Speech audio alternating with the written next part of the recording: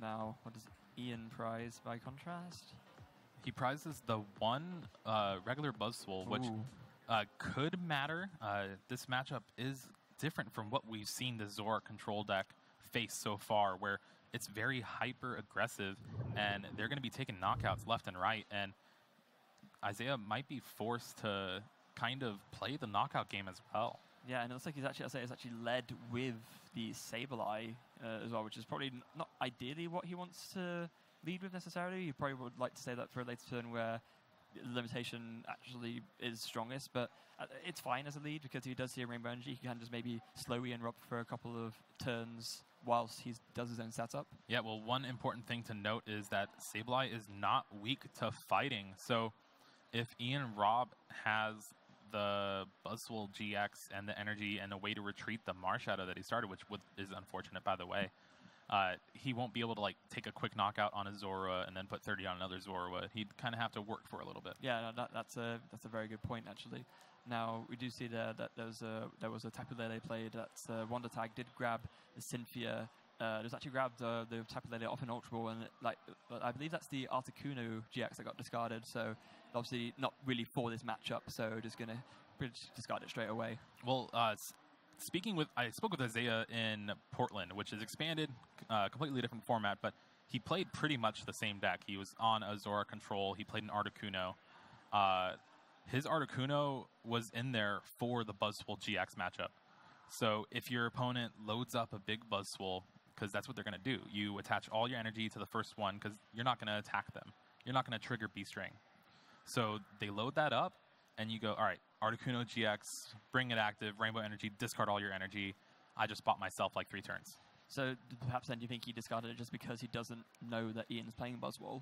It could be, but it also could be that his hand was just better. Yeah, that makes sense, obviously.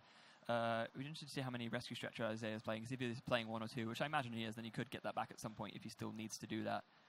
Yeah, if not, it's a bit of a shame that he has to discard that. Well, he also has a Rangaroo to play around with all this stuff.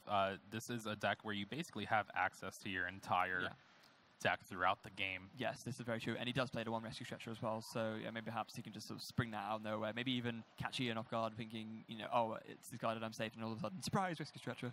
Yeah.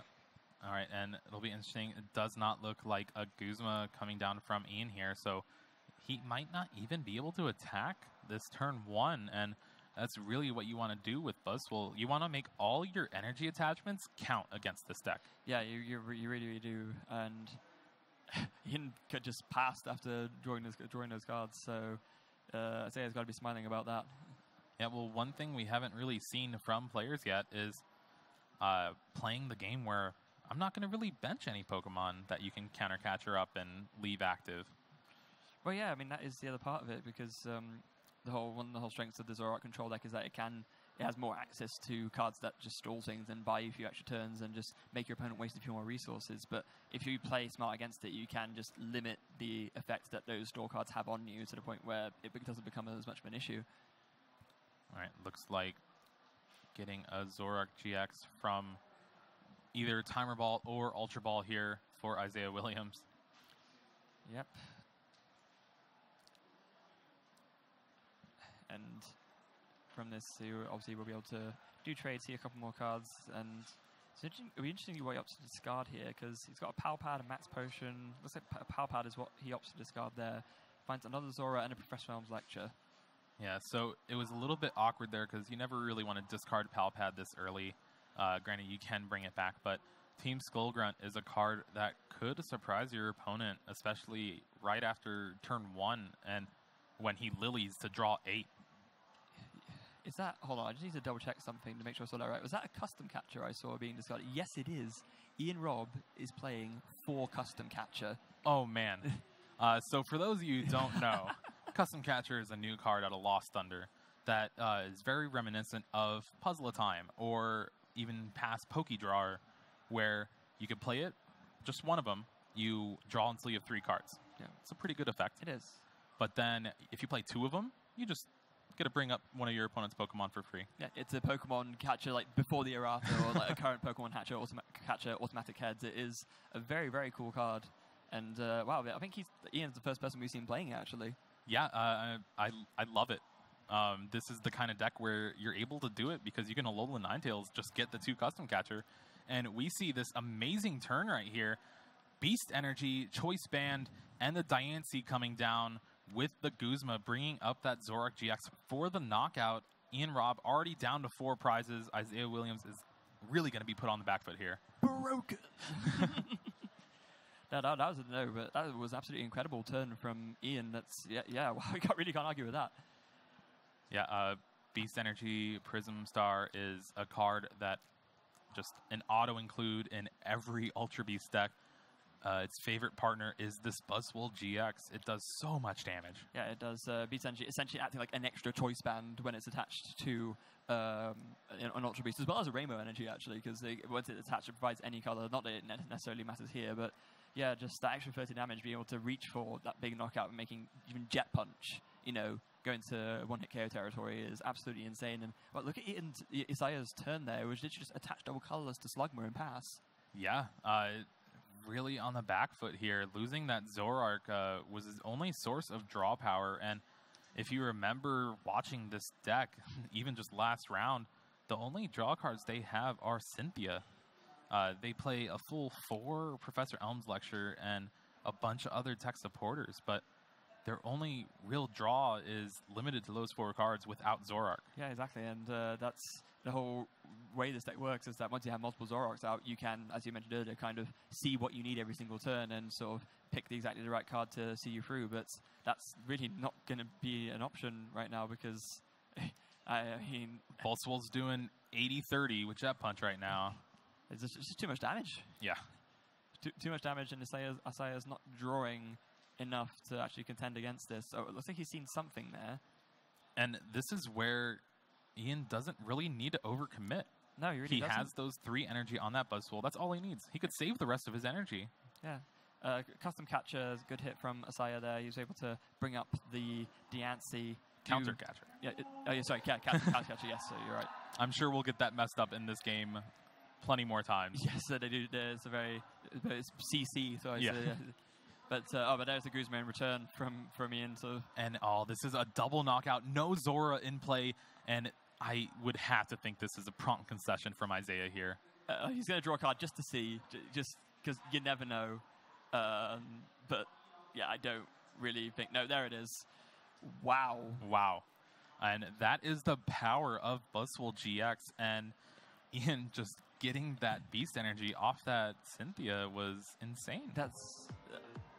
I can't remember the last time I saw Buzzwole GX put in that much work. It's funny because for a while people were so latched onto the non-GX Buzzwole. They thought, this card's amazing, get so much value out of the attack, especially when they have 4 prizes left. Even if you don't, you can just KO most things with the second attack using beast rings and stuff. But yeah, kind of just being reminded here just of how strong the GX Buzzwole actually is and why it was a former international championship winning deck. Yeah.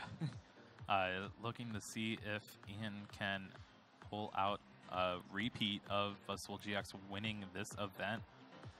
Really looking strong there, especially if he keeps playing against these Zora control decks. Yeah. And it's interesting as well how the previous favored variant of Buzzwole was Buzzwole Lycanroc, because Lycanroc being an insane card in its own right with an insane ability and GX attack that could just put in so much work against so many things. But, in this list here, just thinking, I don't need Lycanroc, man. I just, Ninetales is good enough for me. I can just... Custom Catcher? Yeah, exactly. Who needs Bloodthirsty Eyes? Yeah, let's just search out all the stuff I need, and then, not only that, but because you are playing Nilo and Ninetales, then you also have, the additional option of getting, if you don't need Custom Catcher, you can just get something else, maybe, some items to set you up more, beast rings, or you can even just attach to it and start doing 70-30 snipes, or, knock out an Ultra Beast. The versatility, as well as the power that Alola Ninetales GX gives you, is redonkulous. Yeah, exactly. And the combo with Brooklet Hill as well, just getting that Alolan Vulpix, makes your deck super consistent. And for Buzzwole GX too, is just pushing over the top of, I'm aggressive, I am gonna do this, I'm gonna Jet Punch you all the time. Yeah, it is, as Ross Gilbert might say, over the top good. And it kind of reminds me of a deck that was pretty popular during the North American International Championships last season, where it was the Buzzwole Garbodor deck. Yes. Where for Buzzwole GX and 4 Beast Rings, and I'm just going to play the spread game until you knock me out, then I'm going to Beast Ring a bunch of times and, like, just overwhelm you. Yeah, and then I'm also going to stop using your abilities so that you can't make a comeback as well. Right, so here we are going into game 2. Looks like obviously Isaiah will be going first, starting off with a Zora and Slugma. But wait, does he? Oh, okay, he's got a Cynthia. I was going to say, if he has no other draw supporters, that would be a horrendous start because that Zora would definitely be going down. Yeah, double colorless there. We might even see just a retreat. Try to save that Zora because it does get just one shot by this Jet Punch. Just taking a quick knockout for 1 energy. Yeah, it doesn't even need a beast energy, of course. The Zora having that fighting weakness. Isaiah really needs to see a few more basics off of the Cynthia right now. Yeah, and the way they built this deck too is if you don't get that turn 1 Professor Elms lecture, your deck is just very so bad. much worse. Yeah. Looking at his prize cards there, he has the Gladian prize with an Oranguru and Palpad. Yeah, and one of the Professor Elms lectures he plays as well, so have a slightly lesser likelihood. Meanwhile, from Ian's side is nowhere near as bad. A nice sort of spread of like one odds. Switch and Guzma in there could be cards that come up later, but Ian's trying not to get to later. He's trying to win now. Yes, exactly. And if he's winning now, he's getting those cards out the prizes anyway. And wow, no other Zorua here. Wow. If Ian just has a natural custom catcher in his hand, that would be insane. I bet that's what he wishes he has if he doesn't have one. There is a unit energy, which he could attach, but then that means that he couldn't attach a beast energy, which would actually get a KO on the Oranguru if they wanted to reach for that. It looks like he has 1 custom catcher in his hand, but not 2. Looks like he also has an Ultra Ball that he's eyeing down playing. He's really agonizing over this. Could get something like the... Oh, I love it. Eliza? Is that... Lysia, I think. Lysia. Yeah. Just being able to search your deck for 2 Prism Star cards. This card is insane in combination with Buzzwole GX because you get the Beast Energy and the Diancie. You do a ton of damage starting from turn 1, and to have that card in your opening hand, just insane. Yeah, it's we saw it being played in one of the Buzzwole Lycanroc lists earlier by Gabriel, and he opted not to play it for some reason. But I mean, you see its power here, just able to get your 2 best damage boosters essentially straight away, and that Oranguru is now going to go down. Yeah, and with the other one in the prizes, that means only Rescue Stretcher left to bring it back. So Isaiah's really going to have to work on his game plan against this deck. Probably a deck that he wasn't expecting a lot of just because, well, Malamar is pretty popular, so I'll let all the Buzzwole play Malamar first, and then I'll play against the Malamar later on. Yeah, exactly. But, I mean, if the Buzzwole make it past the Malamar, then you end up in situations like this. And, gosh, that is, really, really tricky situation here for Isaiah. He does have the Professor Elms lecture. That's the one saving grace, I guess. So he won't lose next turn. He will be able to get out all of the Pokemon he needs. Oh, and Heads on the Crushing Hammer as well is pretty big. So that Beast Energy is going to hit the Lost Zone. So I actually love Ian's play last turn, too, of not benching the Diancie Prism. You already had the knockout with Beast Energy. So why would you bench a Pokemon that has 2 Retreat, which you just turned on Counter Catcher for your opponent? You're really going to have to play from behind if that card gets brought up time and time again. Yeah. So just really smart play, and it shows that Ian knows exactly what he's up against. Yeah, Ian, no stranger to these sort of higher stakes later rounds of Swiss. He's been in these exact sort of situations before, and he knows exactly the right plays to make at any given time. And I mean, now he could potentially have a really strong next turn. Again, if he finds a double custom catcher, he can bring up another Zora and just attach an energy, take another double knockout, and already that means he will be so far ahead. Well, yeah, that's pretty easy with just the Ultra Ball, which I believe he still has in his hand. Ultra Ball for the Alolan Ninetales GX gets custom catcher, which he already has 1 in his hand as well. And not only that, but it's like Isaiah actually had the Rescue Stretcher straight away, and he plays the Max Potion, so that double knockout turn is no longer a viable play for him. But I mean, Ian can still have a very strong turn, even with just K-ing one of the Zora. It's still one less that he has to deal with later. Yeah, it could benefit him to actually not be as aggressive too, because playing that Alolan Ninetales GX does mean someone with 2 retreat cost is going to be on the field, and that's not what you want, because you just want Buzzwole to be your only guy. Yeah, that's true. Buzzwole is going to be what really carries him through there, and actually you just go. Yes.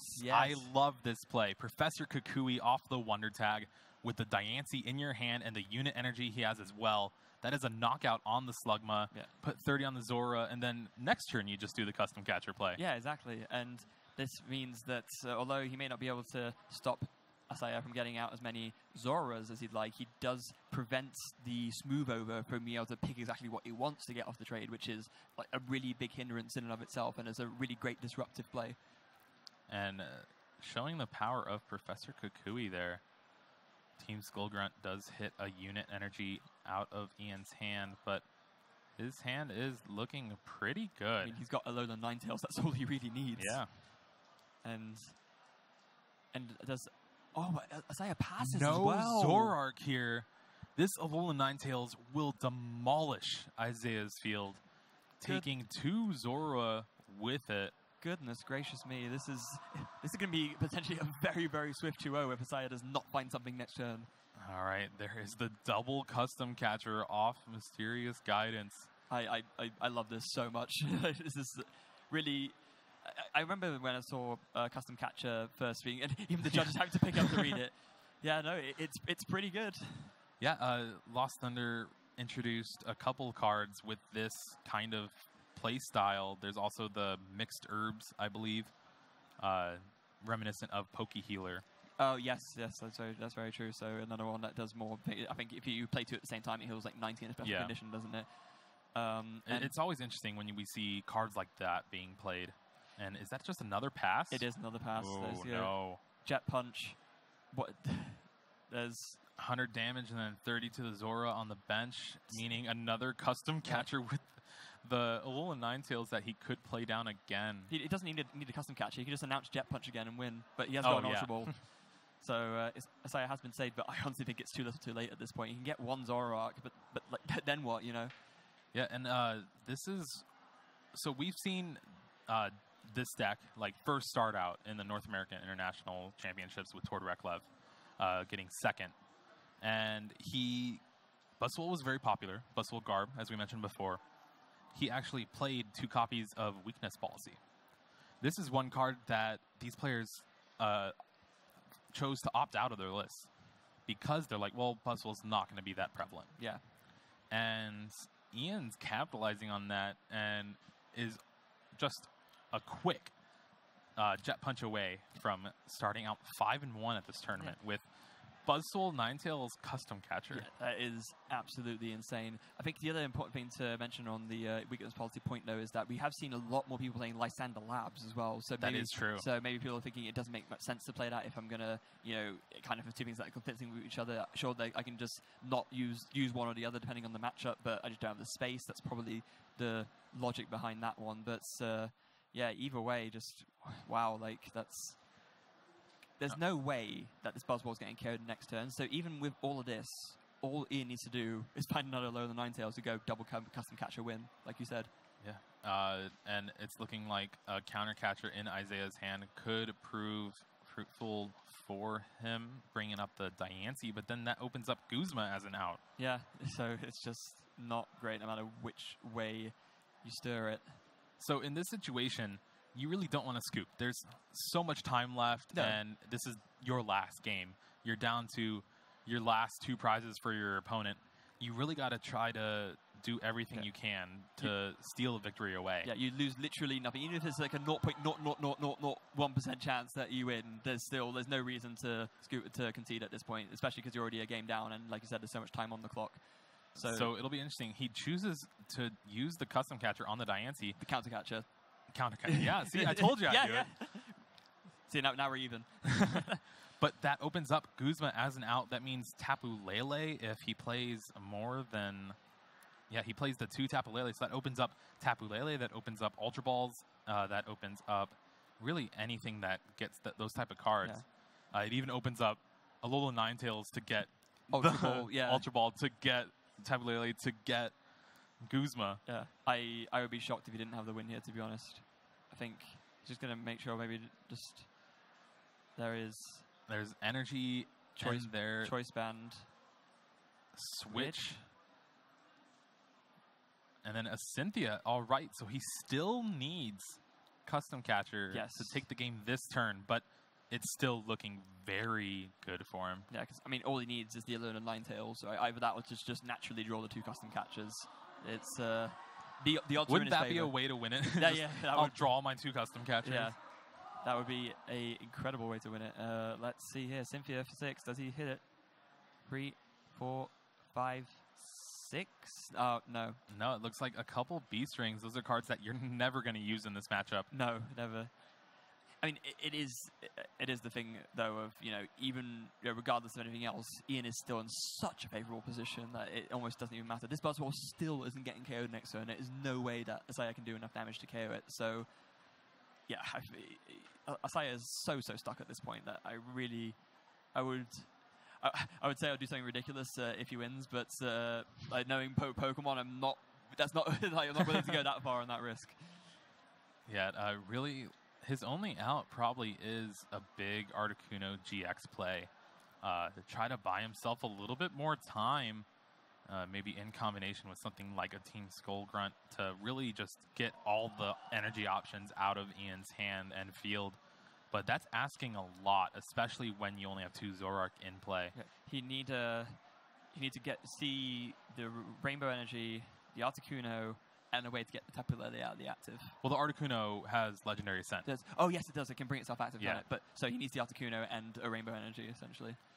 Articuno Rainbow, but then you still have to play with what your opponent has in their hand. Yeah. Just attach. All right, I'll Jet Punch for 50, or no, not even more than 50, 80. It's really not looking good for Isaiah here. Yeah, and then 80 would double to 160, and as long as he had something to bring up the damage Zoroark, that would still be a KO, yeah, so... Oh, goodness gracious me.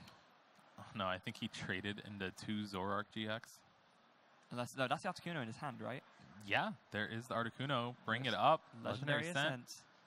He does not have the Rainbow Energy, though, and remember, they only play 2. So he needs to ride his luck here, because nothing else is going to bail him out of the situation.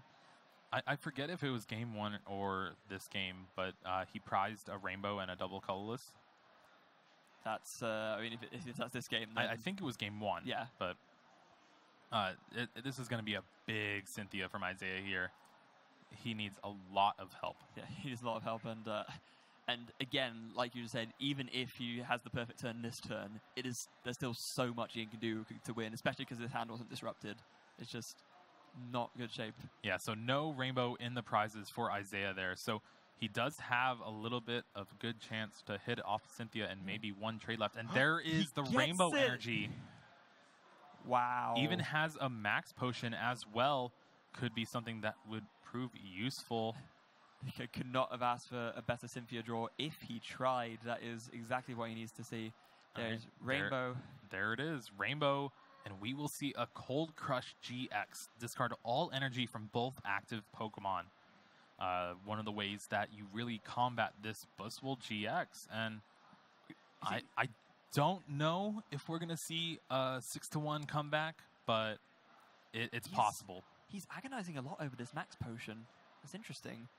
Maybe he's thinking that he needs to save it for later, but if he doesn't play it, that gives Ian an out to win next turn, so... Yeah, just an Alolan Ninetales gets the double Custom Catcher, and you attach an energy and deal 160, so there's the Max Potion, there's the Cold Crush GX. Now action is back on Ian.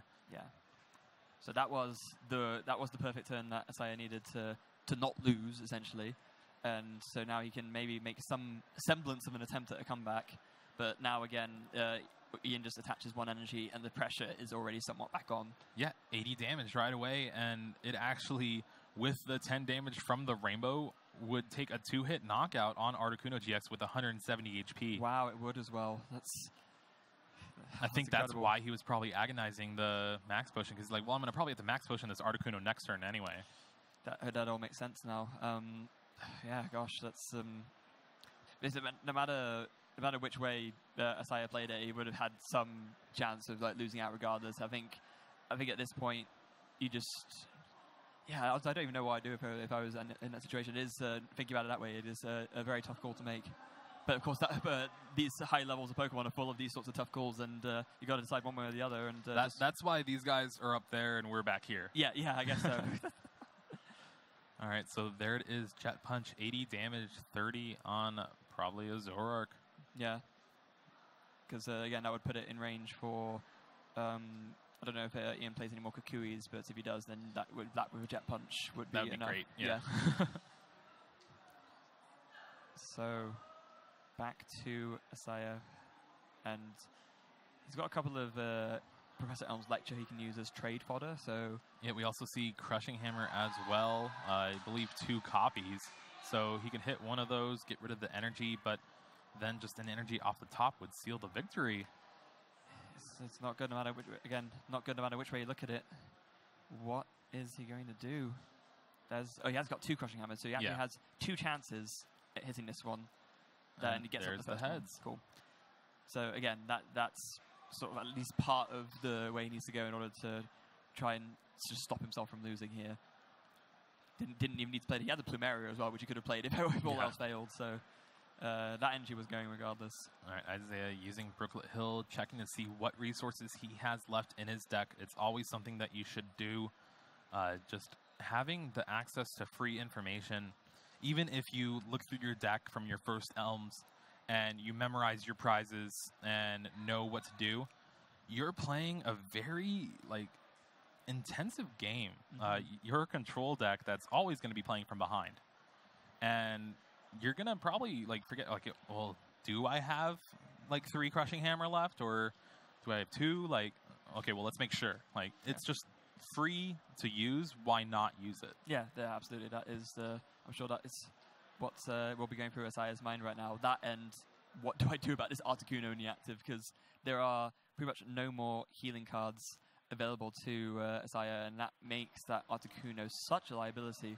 Yeah, we could see... Oh, he has an Acerola. Yeah, Wonder Tag for an Acerola could be the option he's left with here. That might be the only one, yeah, because I didn't realize that was there, actually, because when he was looking through the deck, but I guess he hasn't played it yet. So yeah, there it is, Acerola. That is the one healing card that he has access left to, so the Articuno will be picked up. And again, Isaiah buys himself just one more turn to try and mount some kind of comeback. Yeah, that's basically what this deck is. You just survive until you get that perfect combination of your opponent using all their resources, and you bring up a guy that can attack like Diancie, and just hope it's good enough. Yeah, Acerola, up goes the Articuno, then into the active goes Tapu Lele GX. Articuno gets traded away. It's done its job now. So. Oh, that's not a good trade right here. No. Seeing more Zoras. Oh, that's a double colorless. Double colorless could be good to put some pressure on, but again, it's not really what his deck's goal is. No. One card that would have been pretty good is another counter catcher to bring up Diancie. And there we see the Ultra Ball. Does Ian have any energy in his hand? We're not sure right now. Oh, he does. He has the one fighting energy. He can't win this turn, though, because he'd be doing 160 to the bench Zoroark if he were to bring it up. Again, unless he has access to another Kukui, but I believe he only plays 1, and he used it earlier, so... Oh, no, 3. He plays 3. Wow, okay, so if we could see some... Well, you're wrong. Yes, I was extremely wrong, not even a little bit wrong, a lot wrong. But he has just played the Cynthia, so that won't be happening. Yeah, definitely the safest play. You want to set yourself up to win in the following turns if you don't have the win now. You have a lot of time. You haven't used really any of your resources. You still have, I think, 2 Guzma left. You have 2 custom catcher left. It's looking pretty dominant from Ian's side of the field right now. Yeah, it's one of the situations where you don't need to be greedy and get the win straight away because you are so far ahead. You have time to just make sure that you actually do take that last prize.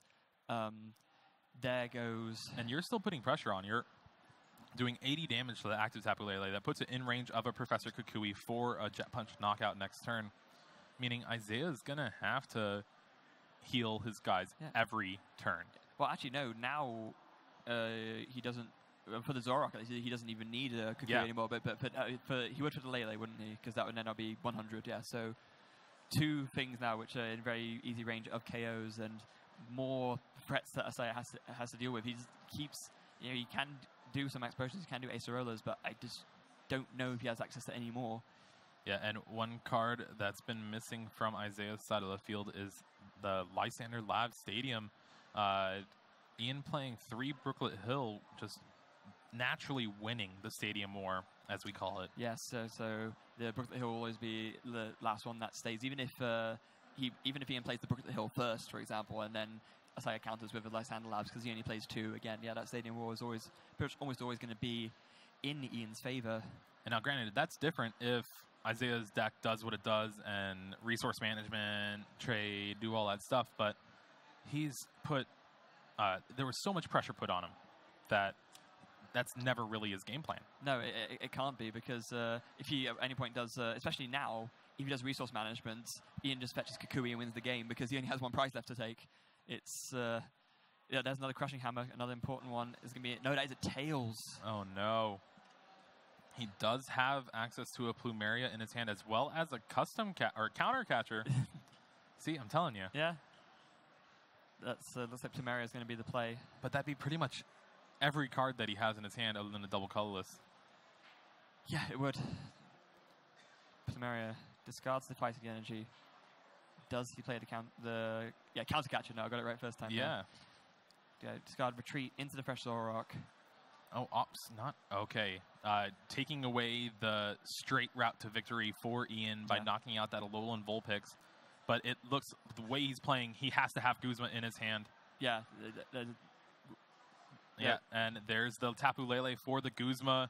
Basic fighting energy on the active. Taking the knockout on that Zoroark GX. A quick 2-0 victory. Yeah, absolutely. A very, very impressive victory there from Ian's side. Just really showing the power of the Buzzwole deck and just why even now it's still such a strong contender. Yeah, first time we saw this variant, we saw Buzzwole, Lycanroc, Alolan Ninetales, and it was it stumbled a little bit, kind of maybe too much going on. This is a more streamlined version with Custom Catcher being some of the MVP here. Custom Catcher, man, who would have thought it? Like, it's who knows, playing cards which have 2 different effects if you play 2 of them